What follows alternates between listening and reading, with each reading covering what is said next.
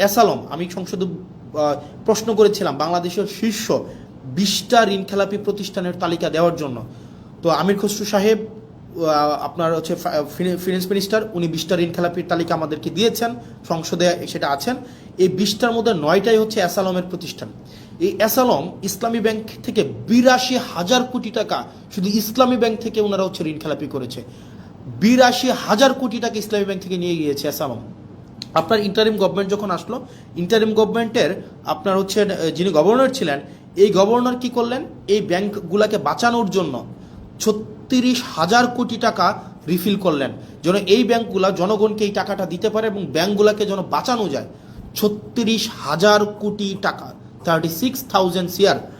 এখন যেটা হয়েছে, গতকাল একটা ব্যাংক অর্ডার পাস করাই নিলেন মেজরিটির বড়াই দিয়ে। এই ব্যাংক অর্ডারে কি আছে?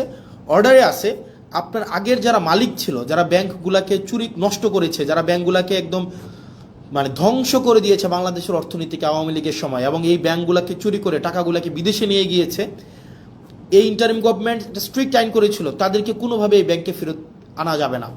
এই মালিকদেরকে আর ব্যাংক তুলে দেওয়া হবে না, কারণ ভাই তারা ব্যাংকগুলোকে নষ্ট করে দিয়ে জনগণের টাকাগুলোকে বিদেশে পাচার করে দিয়েছে।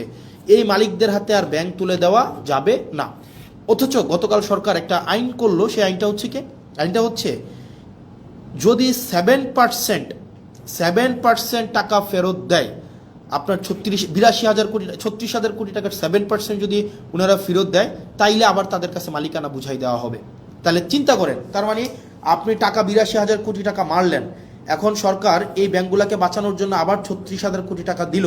এখন আপনি মাত্র 7% টাকা ফেরত দিয়ে, তার মানে হচ্ছে 2,500-3,000 কোটি টাকা ফেরত দিয়ে আপনি আবার মালিকানা পেয়ে যাবেন। তার মানে আপনি চুরির সময় চুরি করলেন, চুরি করার সময় মানে এটা সিম্পল, এটা বোঝানো হচ্ছে যেমন যদি বলতে যাই, আপনার একটা দোকান আছে, এই দোকানে 1 লক্ষ টাকা ছিল, আপনার এই 1 লক্ষ টাকার পুঁজিটাকে পুঁজিটাকে বিক্রি করে দিলেন, একদম আপনার লাভ তো করলেন না, পুঁজিটাকে বিক্রি করে দিলেন, 1 লক্ষ টাকাই আপনি বিক্রি করে দিলেন, নিজের মতো করে খরচ করে ফেললেন, এই 1 লক্ষ টাকা সরাই নিলেন। তখন কি করলো সরকার, আপনার দোকানটা যেন টিকে থাকে, কাস্টমার যেন অ্যাটলিস্ট দোকানে আসতে পারে, দোকানটা যেন টিকে থাকে, সরকার আবার 50,000 টাকা ফেরত দিল, যে তোমাকে দিল যে ভাই তুমি দোকানটাকে কোনো রকমের টিকায় রাখো। সরকার আপনাকে ফেরত দিল এবং বলল কি, আগের যে মালিক যে 1 লক্ষ টাকা নিয়ে পালাই গেছে, তাকে কোনোভাবেই আর এই দোকানের মালিকানা বুঝাই দেওয়া হবে না। এখন এই সরকার কি করলো, এই সরকার আসার পরে ওই মালিককে আবার এখন সুযোগ দিল যে তুমি যদি মাত্র 7% টাকা ফেরত দাও, মাত্র 7,000 টাকা ফেরত দাও, তাইলে তোমাকে আবার মালিকানা বুঝাই দেওয়া হবে। তার মানে ওই দোকানদার 1 লক্ষ টাকাও খাইছে, পরবর্তীতে সরকারের 50,000 টাকাও পাইছে, এখন মাত্র 7,000 টাকা ফেরত দিয়ে সে এখন এই দোকানের মালিকানা বুঝে পাইবে। মানে এত মানে মানে অযৌক্তিক, অবিবেচনা প্রসূত কোনো সিদ্ধান্ত হইতে পারে, মানে বিএনপি থেকে আমরা পাইতে পারি, মানে এটা কোনোভাবেই গ্রহণযোগ্য ছিল না।